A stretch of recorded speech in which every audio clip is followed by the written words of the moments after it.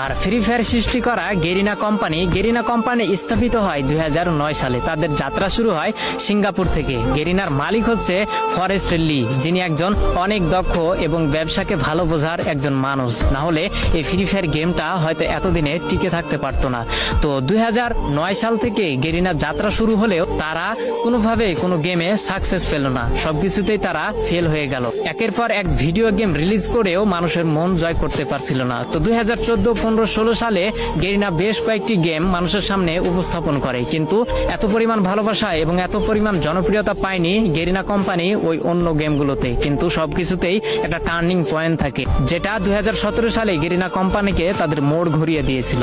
যেহেতু 2017 সালে শুধু পাবজি গেমটাই ব্যাটল রয়্যাল গেম ছিল এবং মানুষের মাঝে উৎপত্তি হয়েছিল একটা বিশেষ গেম হিসেবে, সেহেতু গেরিনা কোম্পানির মালিক ফরেস্ট লি ভাবলো কেন না মোবাইলের জন্য একটা ভালো গেম উপস্থাপন করা যাক বা মানুষের সামনে ছড়িয়ে ফেলা যাক, যার হাত ধরে কয়েকজন টিম নিয়ে এই গেমটাকে তৈরি করার কাজ শুরু করা হলো।